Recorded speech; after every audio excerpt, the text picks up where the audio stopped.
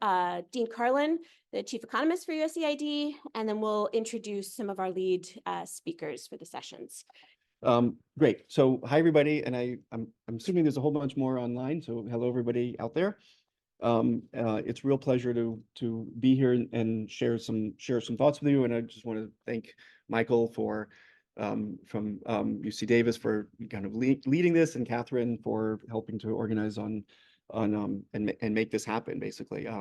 I've known Michael for many years, actually. I was when I was young, he was a very gracious mentor and funder of some of my early work, some of which I want to share a little bit here with you in the spirit of where can we use research to help, and what's the process change we need to think about to help bridge the gap between evidence that's out there in the world that a lot of kind of very proactive, kind of action-oriented researchers have been engaging in, and the things that we do here.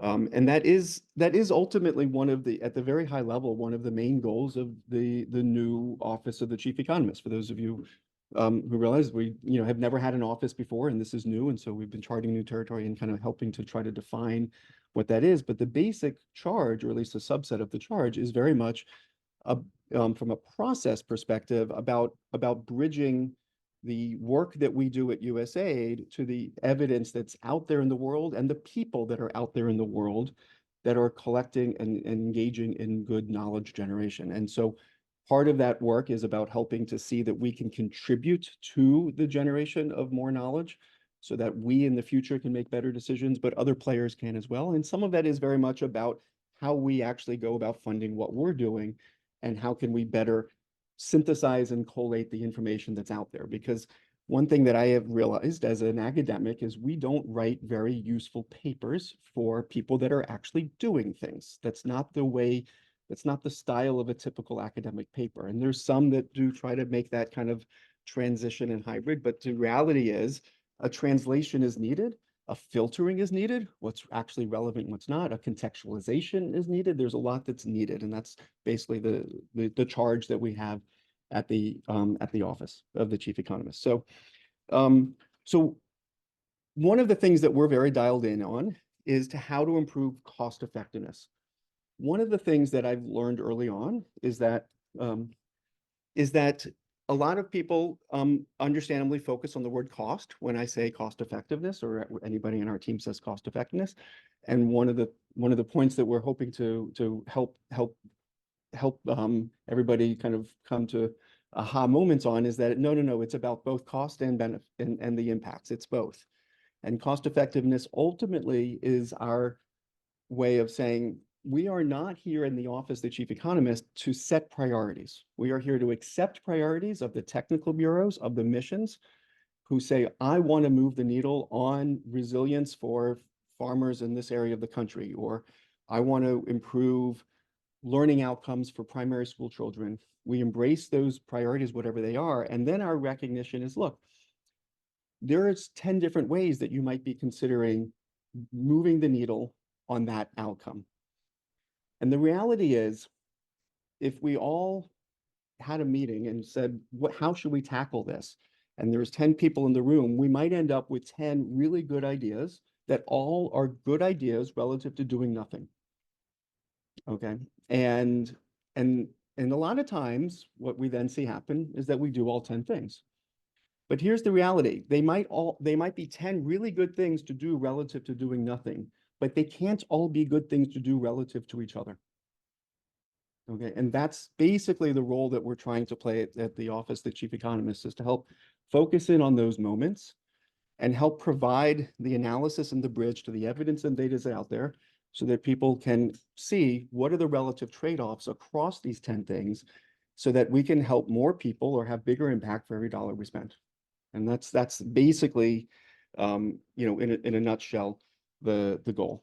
And so this implies using that kind of evidence at 3 different phases in the kind of process. There's using evidence like that in the strategy, setting strategy at a technical bureau level. It might be strategy like lowercase s. It might be a country strategy. But most of our emphasis is actually on the second and the third steps. The second step being the actual design of awards. And there's a problem, there's a decision to allocate some earmark or some pot of money. And there's usually a development goal of some form. Sometimes it's dialed in as detailed as a metric, and that's the goal, is to move that metric. And our goal is to then work at the early phase of that process and the activity design to basically help coalesce the evidence that's out there to inform that decision. The last piece where we see this kind of evidence, and the types of things that we're going to be hearing about at this forum, is after the award happens. A lot of the things I think that you're going to hear about are the kind of detail that USAID doesn't typically put into awards. It's the stuff that happens later, that is decided after contextualization, after having better granular understanding of what the needs and constraints and cultures are in a country, and who the institutions are and what their capabilities are. And then some details about the way things are implemented get figured out. But that step two can benefit a lot from evidence from around the world. And that's also another step where we see, I think, a lot of the ideas that we're going to hear about might be the kinds of things that are really important to think about how to incorporate in that later phase of the process. And so those details can be things like, should extension work to farmers be done in person or via videos or some complement thereof, right? It might be a level of, that might be the kind of thing where you can't really put that into a solicitation other than to say, hey, here's some evidence of videos working. Here's some evidence of videos not working. We think this is worth pursuing and thinking about. We're not saying to do it or not do it, but these are options, and here's evidence going both ways. And so it also provides a moment of identifying innovative ideas that could benefit from further testing and further research that inform you in the future as well as others. So those, other examples of these things that are happening later in the process might be messaging and understanding what the right form of communication is with people in order to see that they have the right information at the right point in time. And that's the type of thing that you can't expect someone to. You wouldn't want to put that into a solicitation, a very detailed thing of we want to have, even if you see research that's presented here that said, we sent the following script to farmers at this point in the process, that doesn't mean you would write a solicitation saying, we want to hire someone to send this message at this point in time, right? You would want a solicitation that says, we think communication and messaging is important, but we expect you to figure that detail out. Tell us more about how you would figure that out and what evidence you would rely on. This is a great example of where social and behavioral change can be really exciting, but also dangerous when it's just kind of when it's done without proper evidence. One of the pieces of work that I did before coming was on messaging about getting people to save more. It's to 3 fairly simple experiments where we sent people reminders to save and see an increase in saving. And it was cost effective too, because the messaging is so cheap. Great. For what it's worth, the paper's like nicely cited, etc. We then went off and did about 10 more of these experiments. We're finding really much smaller treatment effects when we in our iterations that we've seen.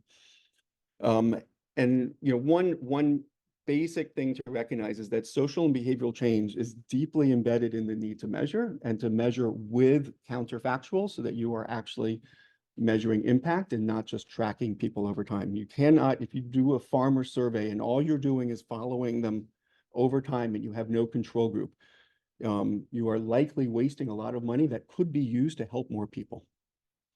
Because good rainfall, bad rainfall drives farmer output. And if you just follow over time, that could be really leading to not only poor decisions, but a missed opportunity to help more people. If your core program is something that actually has strong evidence behind it, I would much prefer to see us help more people than collect bad data.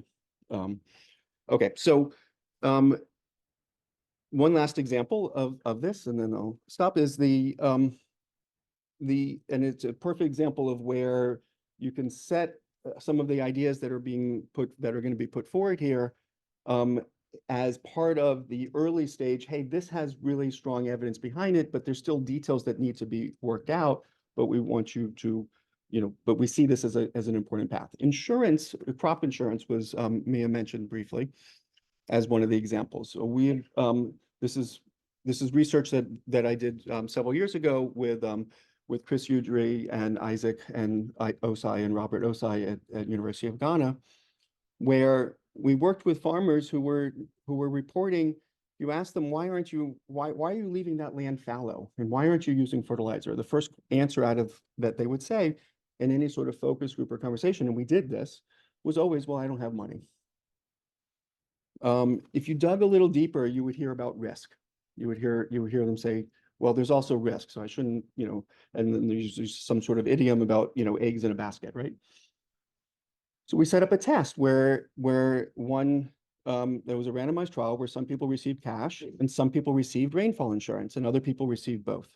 We wanted to see what was actually going to trigger more movement in terms of farming more fallow land and investing more. Because one of the important insights is, or kind of things to realize, is that insurance is not just about protecting people in bad times.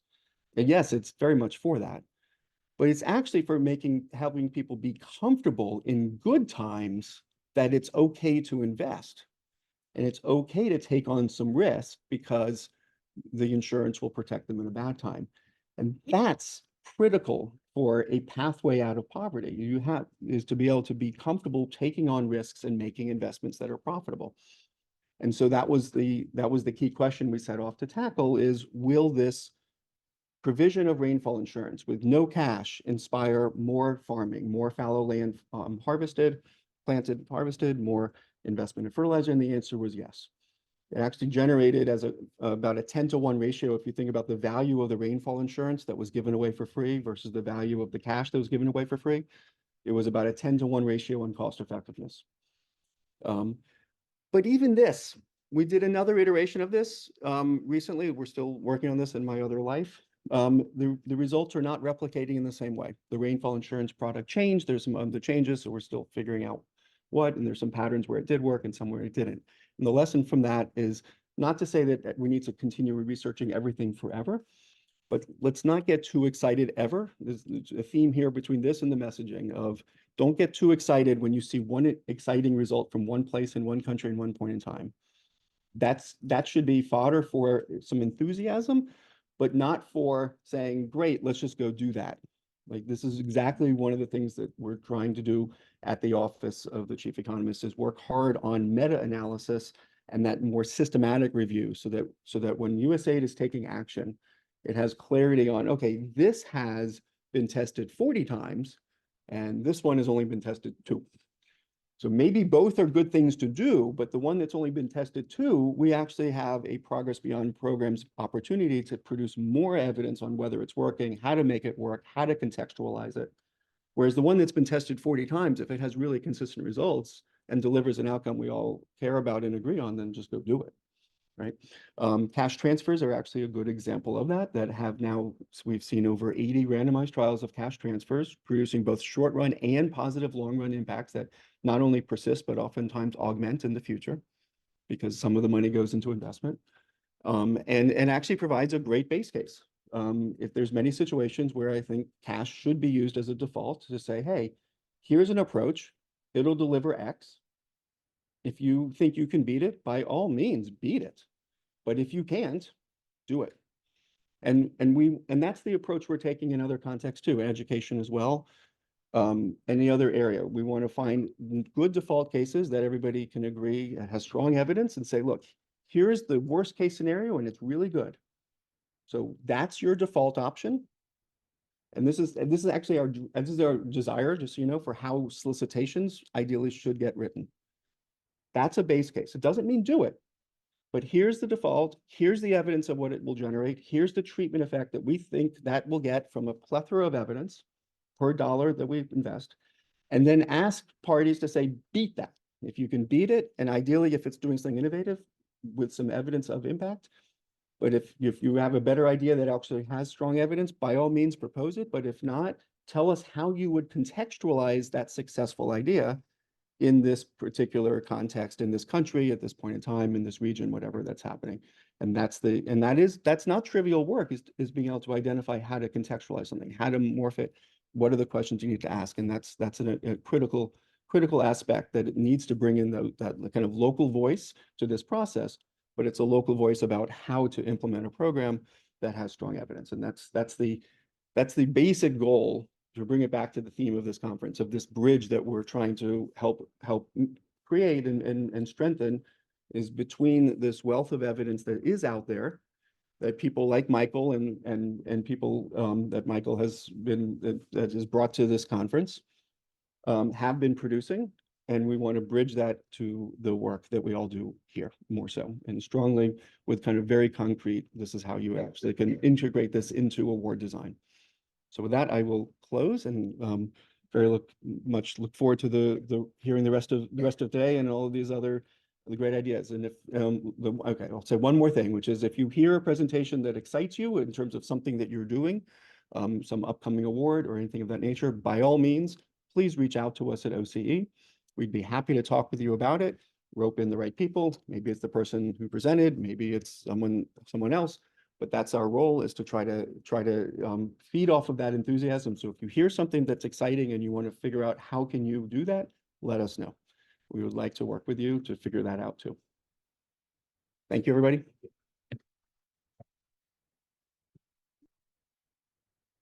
Much, Dean. Michael, if I can have you come up, please. So again, thank you, Mia. Thank you for introducing us. Catherine there in the back, thank you also for encouraging us to put on this event. Dean, I really liked a lot of your comments, and I really value what you're trying to do in terms of connecting the research. I do remember a young Dean Karlan, I guess I must have been young then too, got an award from the predecessor to the MRR, actually a couple of awards, I think, and it's been a real honor and privilege to run that lab and work with some extremely smart and creative people over the years. So what I'm going to try to do here quickly is introduce our... Sorry, I just need to share screen. Oh, okay, sorry. So can people still hear me probably? Yes. Yeah. So what I'll try to do is introduce this forum. And part of it, I'm going to try not to get too far down an academic rabbit hole. But a lot of us do here, we talk about behavioral change, and there's a related idea, but somewhat different, called behavioral economics, which I know there's a lot of interest about within USAID. So I'm going to talk just a little bit about that. And then we're going to do some deeper dives into specific areas of work where we'll talk about behavioral change more generally, but also what are the particular insights that behavioral economics might offer to help facilitate behavioral change. So normally I don't talk about the pretty pictures I put on the front of my slides, but here I want to. The man on the left is a great example of behavioral change. I think Rachid Rachid is one of our speakers, Rachid Laajaj, later today. This is a man in Mozambique who benefited from a one season temporary input subsidy program, introducing him to improved seeds and fertilizer. And that's him walking home with bags of stuff on his bicycle the following season. It's a study that actually showed a 20-to-1 cost effectiveness ratio, $20 a benefit, which happened largely through social mechanisms. I think Rachid is going to be talking about that. So that's a great example of a very cost effective behavioral change intervention. The other picture is actually a lab in the field behavioral experiment. I'm not going to talk about that in any detail today, but literally what's going on there is farmers. These are cotton farmers in Burkina Faso. They're actually playing a set of well-structured lotteries, and it's trying to figure out, how do people actually make decisions in the face of risk? And that's a behavioral economic experiment that's actually trying to uncover something about people's preferences and how they actually make decisions when they face complex situations. So keep both of those images in mind. I'll refer to them Sorry. as we go along, if we do go along. Jeez. Okay, so one of our themes here is going to be, in talking about behavioral economics, how does it inform how we approach behavioral change? And I think Dean issued a great word of caution. We all work on really hard problems. There are no magic bullets. There are no silver bullets out there that solve everything. And what we're trying to do is bring forward to you some important areas in which many of us do work and sort of think, what are the additional ideas and things we might get? So assuming I can make this work. Okay, so don't get scared by the equation. That's actually a laugh. I was thinking of those anti-drug commercials. This is your brain on drugs. So this is your brain if you've taken the drug of economics there at the bottom. But in all seriousness, Dean's already indicated that as development professionals, really what we're very much interested in is enabling behavioral change by relaxing constraints. And Dean just gave a great one when it comes to thinking about cash constraints versus risk constraints. And we're trying to think about relaxing those constraints so that families and even entire economies can become self-reliant and get themselves on a pathway to resilient and sustainable development. In the lab, we've been privileged, we've been well supported by USAID over the years to work in this area, to try to innovate new approaches and just as importantly, provide evidence on the efficacy of the different efforts that we might do. Now, if your brain is on economics and you ask yourself, how is a farmer going to make a decision about whether or not to invest? This is probably what comes up in your brain. Okay, I'm not going to go into it in any detail. It's a standard intertemporal choice problem. And why isn't this working?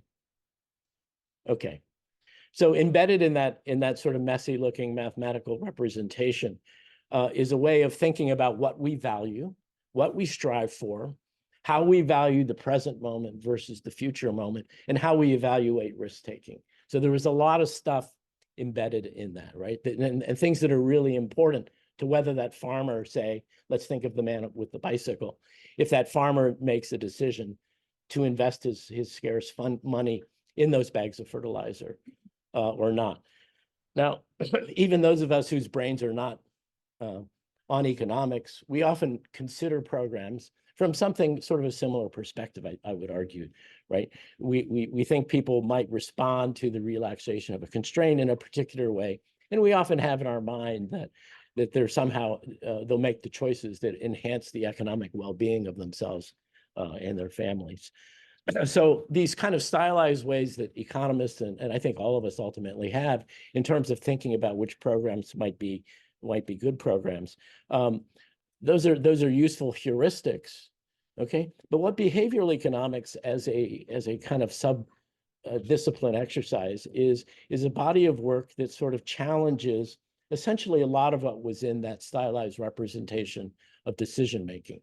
Okay, so in that decision-making problem that I wrote down, there were a number of things that were implicit in there, and I tried to call them out here on the first bullet point of this slide. And what behavioral economics does is it says, well, economists assume people make choices in the face of risk in this particular way. Is that actually how they do it? Or do they do something different? And if they think about it in a different way, does that have implications for what the behavioral change ultimately will be? Or economists in their sort of stylized heuristic believe that people think about the future. They think about the future and giving up current consumption in order to have more consumption in the future. And they think about that in a particular way. And a lot of behavioral experiments have said, well, wait a minute, it's not quite that simple. That's not the way a lot of our brains actually work. And say some of the work that Dean mentioned on savings is motivated very much by the fact that sometimes people don't make decisions in quite this simple way that economists are tending to think that they do. So I'm not going to go into these in any detail because we don't really have time, but I just want to give you a little flavor of where I think behavioral economic experiments have made some contributions. And the first area is I had a paper I wrote the paper and I wanted my co-author and I to call it What Women Want. And she told me that was the most horrible, stupid thing only a man would think of, but I thought it was cute. And it does not have, there's no paper published by me or anyone else in economics, as far as I know, with What Women Want as the title. But I think a really important area of behavioral economics work is actually, what is it we want, right? And I suspect everyone in this room suffered in at least some introductory economics course. And we all saw utility function And, you know, there's this famous expression by University of Chicago economists: preferences are not to be disputed. People want what they want, and it's nothing very interesting to think about. Well, that turns out not to be quite right, right? First of all, most economists think of people as being sort of primarily selfish, and there's a lot of work saying that's actually not true. And we're not going to bring any of that work here, but the lab has some work ongoing right now. How do you mobilize a community? If you have people that have other directed preferences, are there ways to elicit that? There's also a lot of other work that shows that our preferences, in fact, are related to the constraints that we face. So Dean wrote a very nice paper some years back called Ulysses and the Sirens. There's a matching, those of you that know your sort of stories of that era, there's kind of a matching story called Sour Grapes. And the sour grapes story is about a fox who wants to reach a bunch of grapes. The fox is constrained and can't reach the grapes, can't jump up and get them. And so the fox changes his preferences and says, my constraints won't allow me to get what I want. So in fact, I don't want the grapes, they're sour, right? And so those of you, if you know Ulysses and the Siren, it's about someone imposing constraints because they don't trust their preferences. Sour grapes is sort of the flip. We have constraints, and when we're constrained not to get something, we don't want it, right? And that's a really fun, and we're going to get some important peeks into this as we go through the work, because I think part of the experience of being poor and having good empirical evidence that you're an economic failure is that you may cease to aspire to move ahead. And that's a very important area in behavioral economics work. Another one I've already briefly mentioned too is how do we think about sacrificing consumption now for consumption later? That is an absolutely fundamental question when it comes to investment decision and behavioral change. So we'll be looking at some work that very much says, how do we facilitate that? So could you please change the slide? A third domain of behavioral economic insight has to do with decision-making under risk. So again, standard economic approach has a hyper-rational perspective about how people think about probabilities, how they make their decisions. And we'll be talking more about that. And what have we actually learned about how do we, like those farmers in the behavioral experiments, when we confront risky choices, how do we actually make them? And that turns out to be very important to understanding, especially things like the design of insurance contracts. So what is it we can learn from how most of us, or at least many of us, operate? What is it we can learn about the design of insurance contract? And if we have that better understanding of how people process information and think about things, then can we actually make programs that resonate with more people and lead to the desired effect? As Dean said, I've worked a lot on insurance over the years as well. The whole point of insurance is first and obviously to protect people after a shock, but the big numbers in terms of cost effectiveness of insurance comes when insurance enables behavioral change before any shock happens, or as Dean put it, in the good years. And then the final domain that'll be highlighted as we go through here is what you might call internal or psychosocial constraints. And here, as I tried to say on the slide here, I was sort of struggling how to articulate this. I think in many ways, we often think about people in sort of a mechanical or from an engineering perspective, okay? But we actually know that people's understanding of their own abilities and their own capabilities is somewhat plastic. It's socially shaped, it's socially constructed. If I'm a woman, I think I can do certain things and I think I can't do other things. If I've suffered certain kinds of events, I may have lost confidence in my ability to do anything. If I have mental health issues, I may give up and think anything I do does not matter. We have a lot of evidence that the way people think about themselves and their capabilities are malleable. I think one of the challenges is, are there ways we can actually take advantage of that malleability or utilize that in a positive way? And so we'll be having some discussion about that as well. What have we learned in that domain? So the next slide, please. So my final comment here is, this is unfortunately out of order. We're gonna be focusing on three areas of work. So the first one is on encouraging savings and investment in improved agricultural technologies. Our panel leader on this is Rachid Laajaj, who will be speaking momentarily from the University of the Andes in Bogota, and Lauren Berquist from Yale and Andrew Dillon from Northwestern will also be participating in this. The second one, disguised as the third one on the slide, is on aspiration, agency, and mental health. Our panel leader is Catherine Thomas from University of Michigan, and she'll be assisted by Nathan Jensen of Edinburgh and Andreas Moya, also from the University of the Andes. And then finally, we'll have a session that will be then the second half of tomorrow morning on decision-making in the face of risk and uncertainty. And in particular, how do we design insurance contracts that genuinely improve people's well-being and ultimately can achieve the goal of more investment in technology kind of adoption. I'll be leading that one. We'll be working with Karlan from Utrecht University in the Netherlands and Glenn Harrison from Georgia State University. So without further ado, that's where we're going. And Rachid so what we've done here is we have these deep dive sessions. We know not everybody can sit in on everything. So we're hoping we can give you little teasers here and some of the main messages that come through on these different things. So Rachid's going to tell us a bit about what's upcoming in his session, which will immediately follow this one. So thank you all very much.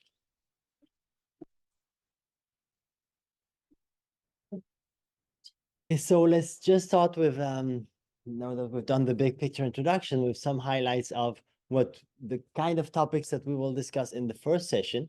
We wanted to be very sort of concrete on some of the papers that really give us some insights about how behaviors defined in a very broad way, how people tend to react because we're not machines, because we're not perfect at optimizing, how this affects the different behaviors. So we'll talk in the first session, we'll really talk about behavioral economic insights and how this can affect technology adoption. We know that farmers face a large set of both sort of technical, external, very practical constraints to their technology adoption. And to this, you can add some of the behavioral constraints that are more internal, that depends on how they react and on the fact that they're not just optimizing machines, but they have some constraints in the way they behave, the way they can assimilate information, etc. So we'll try to understand these constraints and what kind of intervention can help in the face of these constraints. And here I want to give a bit of a teaser of some of the results that we will discuss. One of the areas where these constraints can be quite binding is the learning, because as a farmer, you're facing a really difficult challenge learning about, in some cases, one input, in many cases, a whole set of inputs, and these can change in every season, and the weather changes. And so you're really facing a lot of complexity, and you have behavioral limits in where you can draw your attention to, how much you can learn at once, and all these problems, and how much do you remember of all the lessons that you've had. And so there's a lot of processing that you need to do. There is a recent work that I have with Karen McCall, where we really study what happens when you expose farmers to a set of information on sort of sustainable agricultural practices through agricultural agronomic trials. And the graphs are perhaps not so easy to follow, but the simple story is, among the farmers, the red diamond is the profit of the farmers who went through the agronomic trials, who got this kind of information, and the blue square is the profit of those who didn't. And the surprise that we had, and we separate for low-skill farmers versus high-skill farmers. Perhaps the biggest surprise that we had is you provide information to these farmers, and what you find at first is that they actually get a significant reduction in profits. And so, oh, wow, we were hoping that information is helping people. And now we find that you give them information and you get less profit. As you wait over time, the red diamond is above the blue square, which means that you start to have some significant effect. But this is 5 seasons after they got the information. And so there is a story there about when you give them information, you're trying to help them, you're trying to teach them, but they have to get out of their comfort zone. Adopting a new technology is getting out of your comfort zone. And new technology is not something super fancy. It could be just some new seeds, more sustainable practices. With this, you have to make different decisions when you will use it, at what time, how, in which place, the different practices that should go together, and learning about the right combinations is something that is difficult. And add to this the fact that you cannot pay attention to everything at once because you have this sort of cognitive limitations. And so perhaps if learning is so costly, then maybe you should subsidize it. And then here comes our paper in Mozambique that we had with Michael Carter and Dean Young, where we find that if you provide some subsidies for inputs, which were fertilizer and improved maize seeds, then we'll look at what are the effects on the beneficiaries of this. Okay, so the input subsidies were randomized, and we compare the treatment and the control group, and we look at the benefits. And if you directly look at what is the effect of subsidies on the beneficiaries during the year of the subsidy, you get a benefit cost ratio. So using Dean Karlan's criteria of cost effectiveness, you get a benefit cost ratio of 1.8. Okay, this is not bad. And this is close to the kind of return that you expect from fertilizer. You get a benefit that is about 1.8 times the cost from the extra yield that you get because farmers are using it mostly. But what's really interesting and innovative is saying, but the subsidy is what is creating learning. The purpose, more than just helping them pay for the fertilizer, was to create learning. And if you create learning, once the subsidy is over, you expect them to keep using this and to get an extra return when they keep using it in the years that follow. So then once you add the benefit cost from on the other direction, once you add the benefit cost from the fact that they keep using it even when it's over, you actually get a 5.9 benefit cost ratio. So it's, oh, okay, so it's really a learning story. And once we realize how farmers operate and what makes the subsidy valuable, we get a very different story.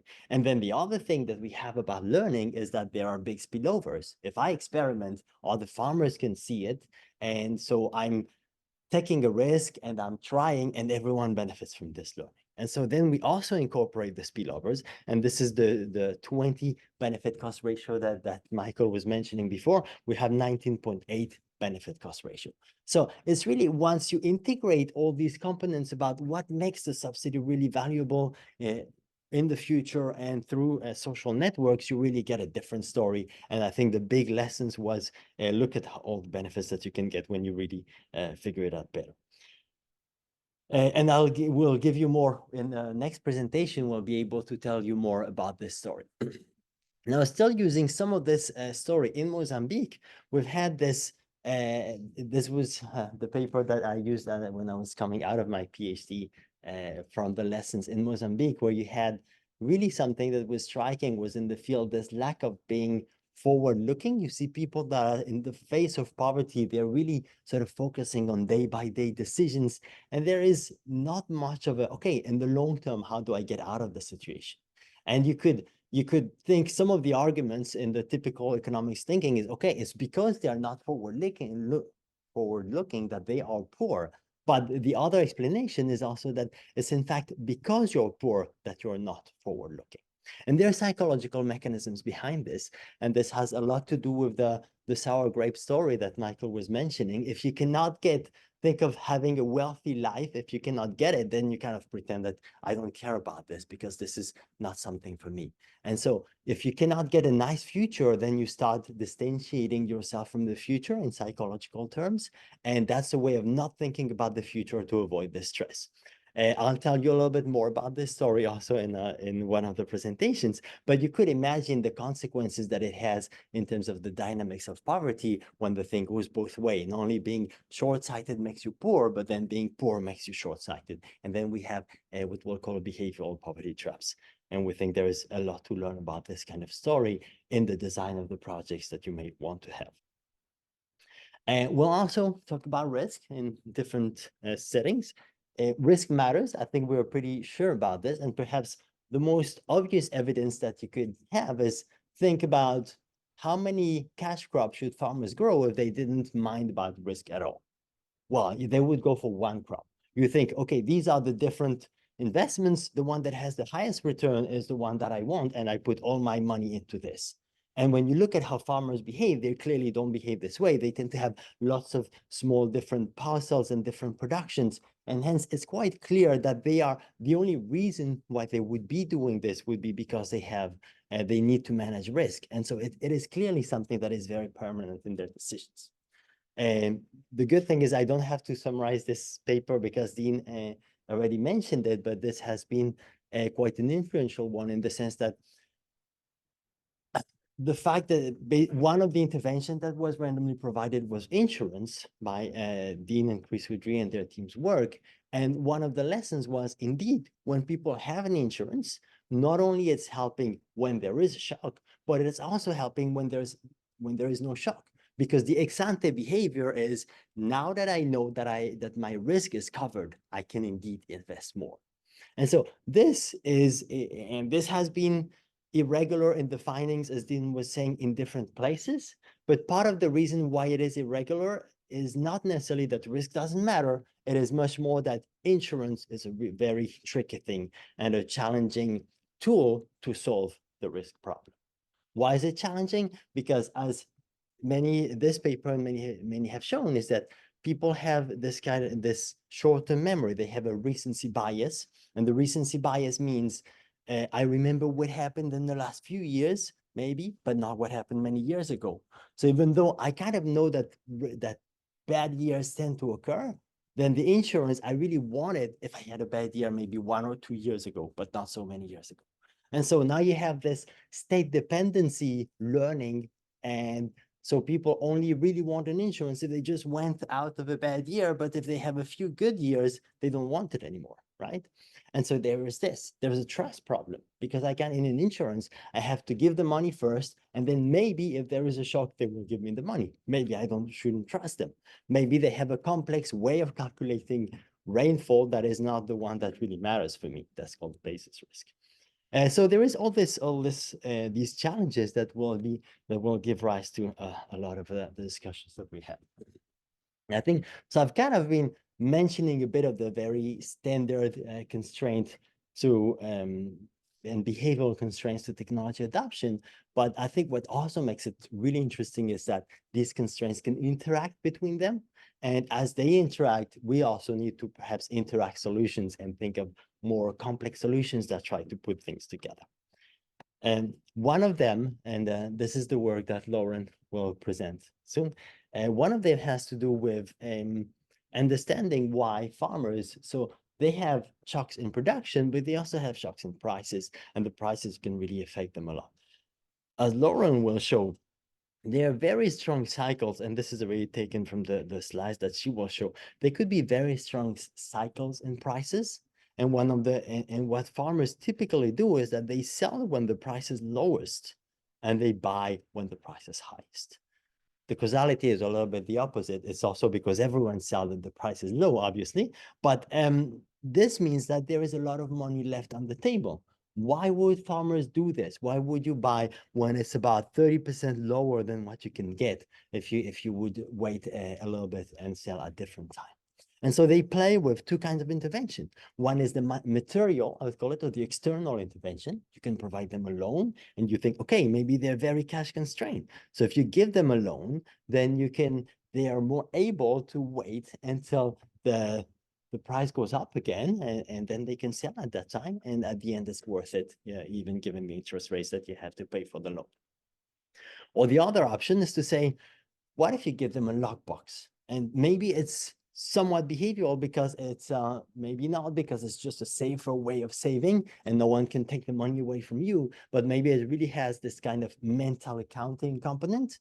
Mental accounting tends to refer to when you think this money is for buying fertilizer, this is the money for consumption, this is the money for other uses, for school fees, let's say, and hence you separate these and that you're not necessarily managing all the money as one single pool. And so if the logbox serve this purpose, then maybe they also help them making sure that they leave the money that was spent, that is supposed to be spent for input investments for later on, right? So it's very not, what is quite neat is that this flatter curve, this is substantially flatter than what you get if you don't have the interventions, means that they do manage, only once they get the two treatments, they do manage to really smooth their consumptions over time. Right, and to sort of preserve the longer term consumption and investments. And so we'll learn about, this is one example of what I call somewhat more complex solutions because the problem is complex and is multidimensional in its origin. And this is getting back to the example that Mia was mentioning. I think we'll really like this work by Michael and Travis and other co-authors, where they do find that. So what's perhaps even striking is that it's a bundled intervention that is being tested, where they combine a drought-tolerant seeds. So you could think, okay, this is the technical solution to solving risk. There are some seeds that are drought-tolerant, that reduces that improves yields, even if you have a substantial amount of drought. But on the other side, you have financial tools like insurance. We typically think of these as one or the other, the technical solution or the institutional solution. But if you dig further into this problem, you realize that the seed protects you against some middle season droughts, but the insurance protects you against a very severe drought. If you have a very severe drought and pretty much no yield at all, then that's when the insurance will really kick in. And hence, our thinking that these were substitutes becomes reversed, and now they're complements. Now you kind of want them together because you want to cover these two kinds of risk. And so as you see, there is a bit of really digging into understanding this production function so that you actually find the right solutions. Now, this is the technical solution, and it is working pretty well when it is implemented.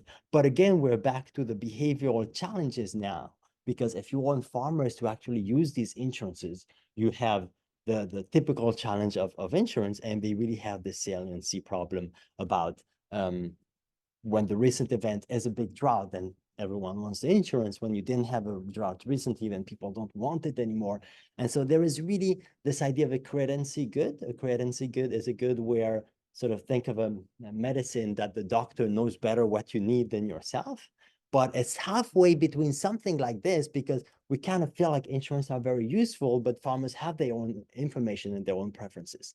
So there is really a big challenge that will be part of the discussions today. How do you manage this situation where you think you have good recommendations, but they have their own preferences? How do we, and they don't like the complexity of insurances, and in many cases for good reasons, etc. So there are plenty of behavioral, if you see there is behavioral problems at the beginning, and then you find some solutions, and then there are other behavioral obstacles into adopting the solutions and trying to find how do we solve this here. So we think it's very valuable in this way. And just to finish, what do these studies have in common? I think that there is really one is starting by understanding the material and the behavioral constraints that the farmers are facing. And you really want to understand the problem, then all the researchers and the aid community that is managing these projects, in most of the cases, try to develop interventions, sometimes bundle of information that really seem to target the initial constraints that have been identified. And then sometimes it works, sometimes less, and you learn, you get some lessons. And then there's a bit of a circle of, now that we have these new lessons, it feeds the design of new studies, new projects, when we felt confident enough, as Dean was saying, that this is now something that we can really trust. And in many cases, it also feeds thinking of new impact evaluation that we could also work together on refining, and it's sort of a loop of learning more also from our side and trying to better design projects. I hope this gives a useful overview of where we're getting. And some examples. We'll dive more into this in the coming presentations. We kind of have to fly over a lot of findings because we only have a day and a half for so many findings, but definitely reach me or us if ever there are things that you find particularly interesting and that you want to learn more about. Thank you very much.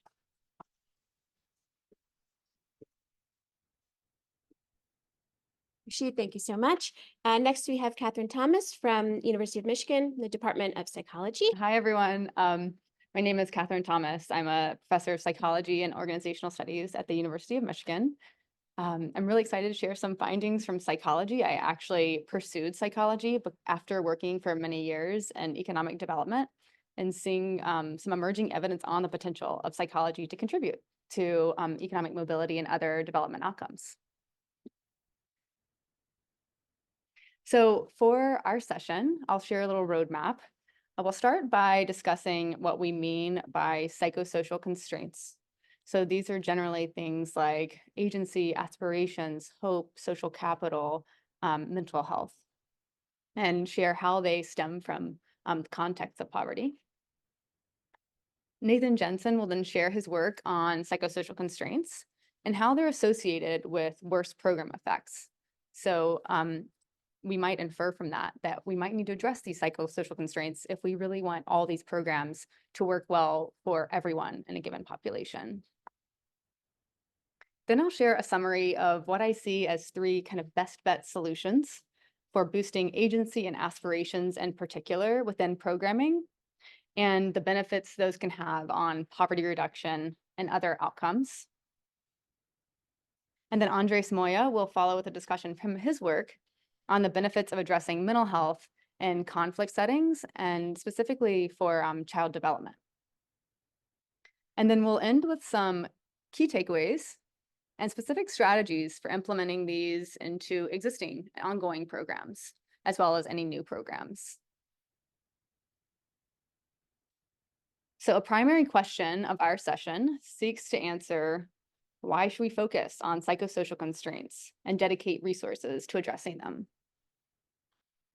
So what the research is finding is that material approaches are often necessary, but not sufficient, especially for reaching some subpopulations.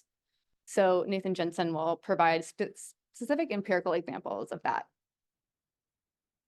And more broadly, for general population, psychosocial constraints can reduce take-up and effectiveness of programs and undermine economic mobility more broadly through their effects on decision-making and behavior. So this is a list of the different types of behaviors that can be affected by psychosocial constraints.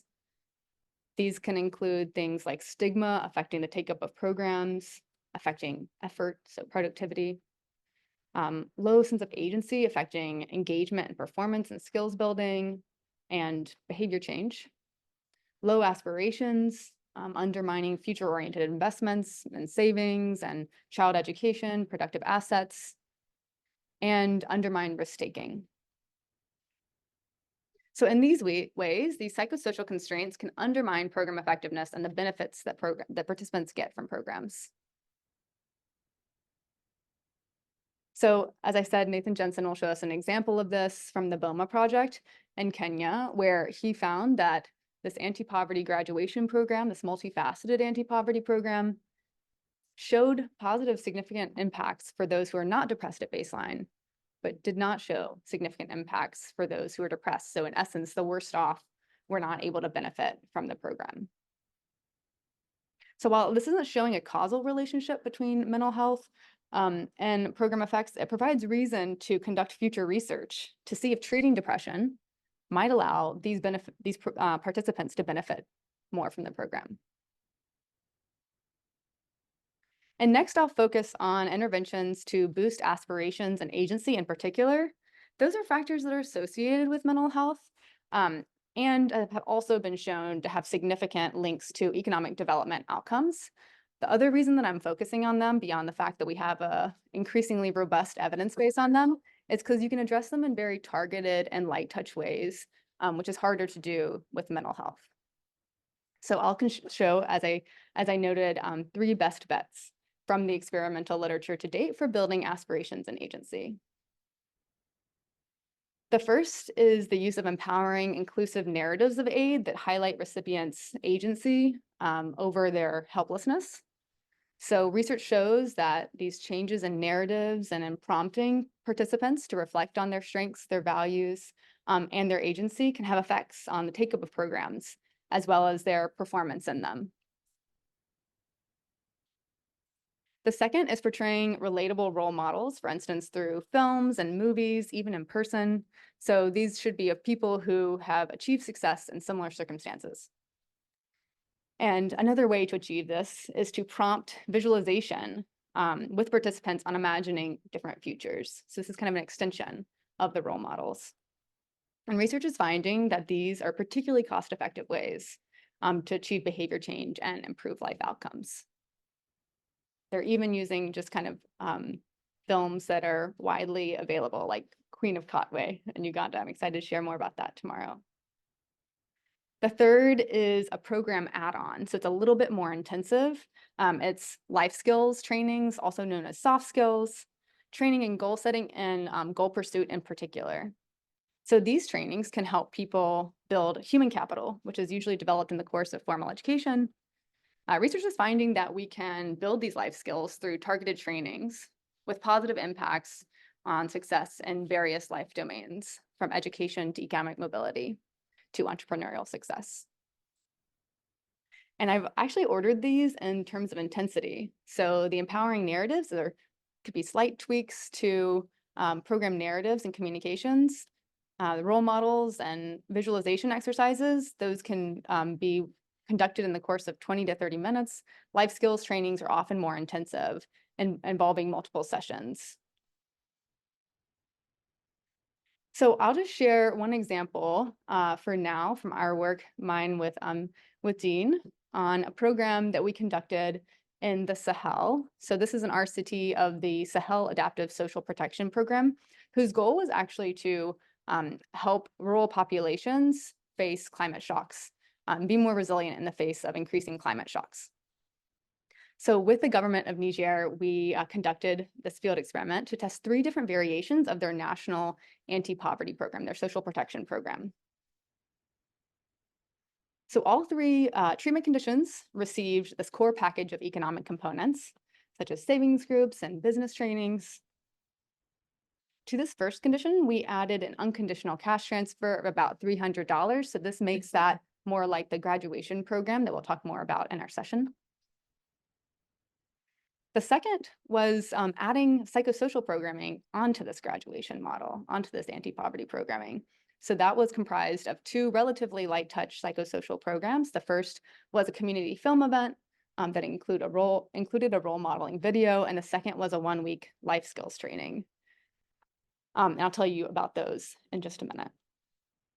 And then the third variation that we randomized communities to was this full package to put everything together. And the control condition was kind of what's the default for social protection programs in many African countries, so a small monthly stipend of about $40. And then we collected data on psychosocial and economic outcomes 1 and 2 years later. So this first intervention was a community event designed to introduce the program to the village. So I worked with a Senegalese filmmaker to script and shoot a realistic fiction about a woman named Amina, who models the counter-normative behavior of women's micro-entrepreneurship and shows how she can uphold community values in the process of pursuing entrepreneurship. Tomorrow I'll actually show clips of this film, but for now I'll just show you some stills. So in general, this is a story about Amina's family facing a drought and loss of their crops, and how Amina then consults her mother-in-law, who advises her to start a business. She and her husband overcome a series of economic and interpersonal challenges, and in the end, Amina is able to start a restaurant, and her husband to start a charging station. And finally, in this last scene, she shares what she learns with other women in her community, and shares that being an entrepreneur is not just for enriching oneself, but for being useful to one's family and village. And it's kind of more aligned with cultural values. So I'll tell you a little bit more about the integration of cultural values into our films and our session. So this is not just a role model video. We also added on this community discussion that prompted community members to relate the film to their own lives, to their values, and then to build consensus in supporting women and being successful in the program and to pursuing these new counter-normative behaviors. And then the second intervention was this 1-week life skills training that taught skills like goal setting, decision-making, problem solving, interpersonal communication. So we worked with an organization from Benin to conduct these trainings. And just in summary, because I don't have too much time, I'll just skip to the cost effectiveness on poverty reduction. So here we saw that the benefit to cost ratio was 3-to-1 for that psychosocial package. And it was significantly greater than the capital package alone, which is 1.3-to-1. And these are some of the largest cost benefit ratios documented in this literature on multifaceted anti-poverty programs. Okay, and then finally, I'll turn it over to Andres Moya to tell us about a promising area for future research, which is mental health care. He'll discuss a program in Colombia that addresses maternal mental health with group-based sessions. And he'll show how this program benefits mom's mental health, their parenting approach, and their child's development. So in this way, these sorts of programs might help break the cycle of intergenerational trauma that occurs in conflict settings and promote intergenerational mobility. And so yeah, just the session will be at 8:30. As we said, let's switch from later on. It'll be 8:30 to 10 tomorrow morning, and hope to see you there.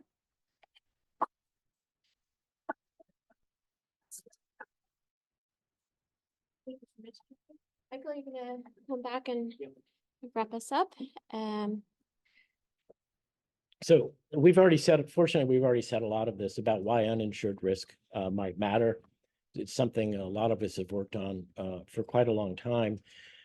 As I've thought about the frustrations, I never had gray hair before I started working on index insurance. I don't know if the causality goes from index insurance to gray hair, but it certainly can be a frustrating area of work. And as I've reflected on it, I know I've asked students to prove, and I think when I was a student, I was asked to prove that if people are expected utility maximizers, that's the sort of standard economist way of thinking, that such a person will always make themselves better off by purchasing actuarially fair insurance. That just means insurance that's not been marked up. So that's actually kind of a standard classroom exercise, right? And then you go out in the real world and you say, here's insurance, maybe it's not quite actuarially fair, come and get it.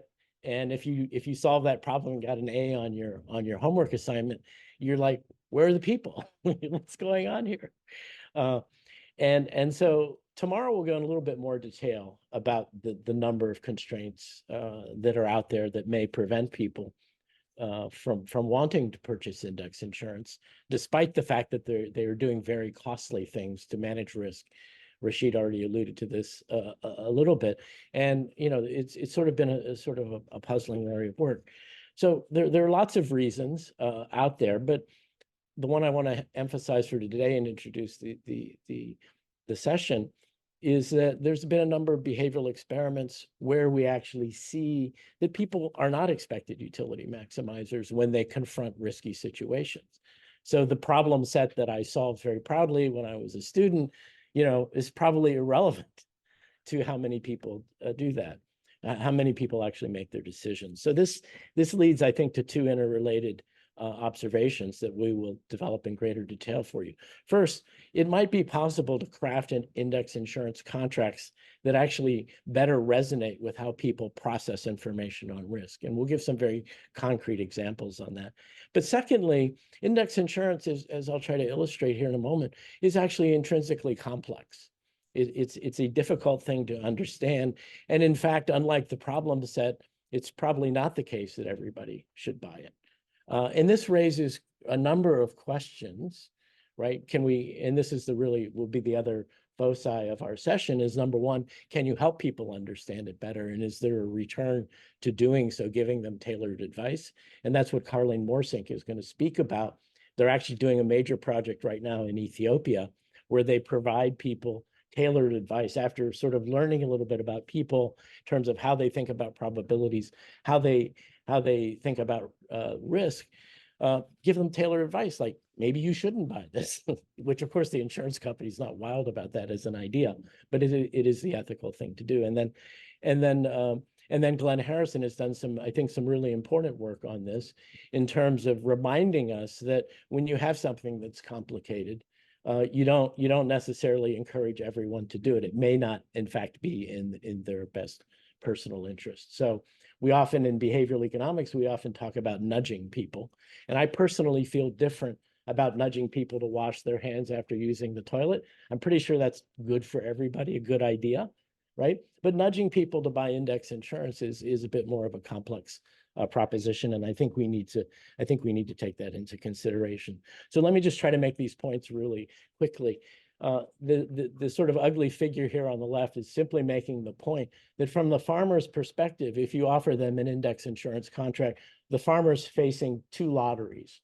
Okay, the first lottery the farmer faces is Mother Nature. Will it rain? And then the second lottery that the farmer faces is, will the insurance contract pay off? Will the index In other words, accurately capture what is going on.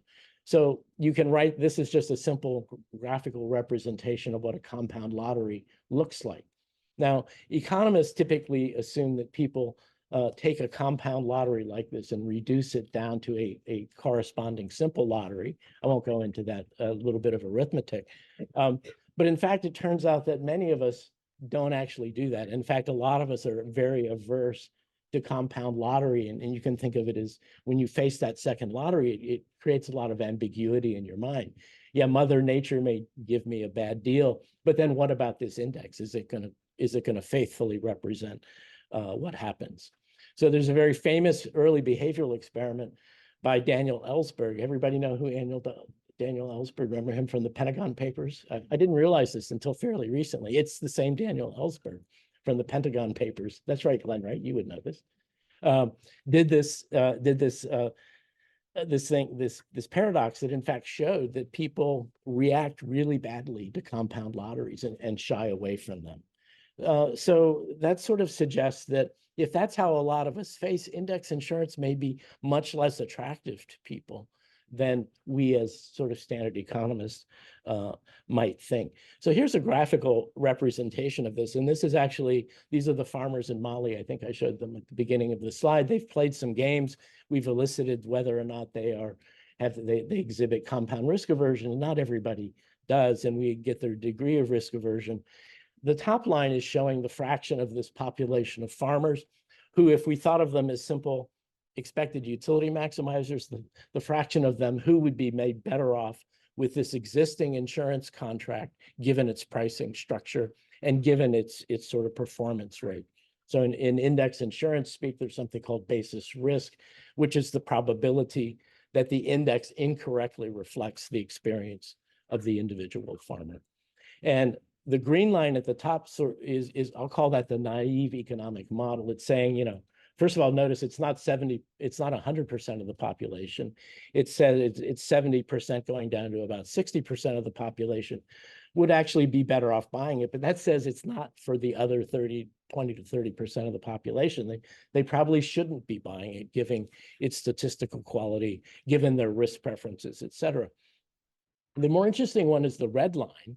And this is when we take into account the fact that a fraction of the population is highly averse to the ambiguity introduced by the compound lottery structure. And what you can see is, as you go along that horizontal axis, that the reliability of the index to correctly reflect what happens to the farmer is going down. So to give you standard rainfall contracts, typically get it right about 40 to 50% of the time. So the probability of contract failure is 50 to 60%. And you can see when we take into account that some people are ambiguity averse, actually very few of them, or relatively few of them, are actually interested in this. From the way they think about risk, this is not a good idea. Okay, so as we step back from this, then just to sort of highlight where we're going to go, I think there's two kind of important lessons here about how do we craft insurance for people. We know risk makes them poor, shocks make them poor, risk keeps them poor. How do we find better financial instruments to do it? So the first thing is, maybe we can design better contracts, okay, that sort of sit more nicely with how people manage risk, and we'll talk about that. But the second is, it is intrinsically complicated. We all know that. I'm trying to remember the Woody Allen movie where Woody Allen he's been arrested by a Southern sheriff with big mirrored sunglasses. And to torture Woody Allen, the sheriff opens up a pit in the ground, sends Woody Allen down, and then sends down an insurance agent with his little satchel. And Woody Allen is locked up in non-solitary confinement with the insurance agent. And an hour later, the sheriff opens up the gang and the insurance guy comes out all happy, and Woody Allen comes out like he's been tortured, right? So insurance is complicated. And this incredibly interesting project that Karlan Morsing is leading in Ethiopia, saying, well, maybe let's get some minimal information. Let's find a way to quickly get information on people's risk preferences and how they think about probabilities. And then let's take that information, and given the contract that we can sell them, and this is index insurance for pastoralist populations, what's the tailor-made recommendation? What's the thing that would seem to be the best thing for them to do? So she'll show us some evidence on on how that works in Ethiopia. And then secondly, as I hope I've illustrated, insurance is not, unlike washing your hands, it's not unambiguously a good thing for everybody. It very, whether they're going to feel better, whether it will make them better off is really important. And again, as Dean said first this morning, the whole idea of insurance is to make people feel comfortable. That's where you get, I've done benefit cost ratios on insurance, and they're typically, when people get it, they're very high, right? Because you liberate people to do something. So Dean's study and a few other studies show increases in investment on the order of 20 to 30%. Okay, so those are huge increases in income that can occur, but it's only going to happen, right, if the insurance is actually good for people and if they understand it. So Glenn's done some work and some cautionary tales about being what it means to be responsible when we're talking about promoting development interventions that, unlike washing your hands, are not necessarily the right thing for everybody. And again, just as importantly, they're not going to have the desired effects if in fact they don't work for people. So we'll share with you our best insights on how to, number one, unfortunately recognize the complexity of this, but number two, how to sort of deal with it and manage it and make things simpler and make contract designs. And we have several that we think actually work better with the way we as human beings process risk. So that'll be the third session that we have. So tomorrow morning, and that's the end of our somewhat long-winded introduction, but I don't know, we have time for questions here in the room, or are there questions online we should consider? I mean, we're coming into break time, but I think it would be great to be able to offer, let's stop sharing. It would be great to offer the room opportunity to ask some questions now. And then I also think, we're going to have these deep dive sessions next after break and then tomorrow morning. So we can also ask some questions then. Catherine? John? Online, during Rachid's presentation, did you ask questions about what expenses were due at harvest? Sometimes people sell at harvest time because that's when school fees are due, or when wedding or funeral seasons are, or other social obligations. This is from Jennifer Karstner, one of our resilience coordinators, who's been working in Ethiopia for a few years and has recently transitioned to Ghana, I think. So also, did you also ask about land tenure and security of ownership or use of affected willingness to invest? Also from Jennifer. You need that or not? You can speak right in. All right. If I use I'll this keep one, this I think one. it's fine for everyone. No, I'm not qualified to answer this question because it's not my work, it's Lauren's work, and we'll definitely get more into these details as she presents it, and she can. But school expenditures and the whole set of expenditures that they have to figure out is definitely part of the story. With a need to have these expenditures throughout the year, but a cash that really comes as a big block of income that comes at what time and what one time in the year which is after the major harvest. So there is, of course, this big challenge of cash management with demands that come throughout the year on one side and in all these kind of expenditures, and on the other side, how do you manage this? It's very different than many of us who get a monthly salary, and still some of us will still have difficulties at the end of the month. So it's another big challenges that farmers have. I mean, if I could just real quickly add on to that, and Lauren will go into this in more detail, but if you notice, what they were examining was a combination of a loan, which was allowed to let people meet their school fee expenditures right away, and also a combination of a savings product. So yeah, I think as an effort, it was very much thinking, yeah, people need cash at certain times. Let's think about what they need to do that, and then they also faced the difficulty of carrying money forward further into time. Okay, Michael, stay up there. This is from Luke Calavito. During Michael's presentation, the focus is on index insurance, which is lower cost to manage, but more complex to design. Is there MRR lab experience on conventional crop insurance based on field assessment of losses, including losses to disease and pests? Yeah. Well, what I think we've moved toward as a lab is some variation on area yield insurance. So you're actually going to be measuring losses, and that could include losses from pests, but it's not a farmer-specific loss. I think there's actually great evidence from about 40 years ago, primarily from Latin America, where countries tried to do field assessments for agricultural insurance. And in the end, they couldn't really keep up with the cost burden of investigating every farmer's field who had a loss. Those investigations typically did not happen. And then suddenly everyone reported a loss. And a couple of these insurance programs, these were in Colombia, Brazil, I don't remember the full literature, they had loss ratios of 4 to 1, meaning for every dollar in premium that the insurance company was getting, they were paying out $4 because the program wasn't correctly implemented. So I think the way to do it and try to stay cost effective is to move towards area yield insurance. And in fact, I think what we are learning is with remote sensing, because area yield is also somewhat expensive. You need to go out, take a sample of farmers, large enough sample so that you get a representative yield for a particular zone. That is itself expensive. But what we've been trying to show is that you can use remote sensing, so Earth observation, to say most years you don't need to do a crop cut because you can tell from the remote sensing data that either it's a perfectly fine year, so why do a crop cut, or it's actually a terrible year, and you also don't need to do a crop cut. So we've actually, the work that was done in Tanzania, Mozambique, that was briefly mentioned, had that flavor. Great.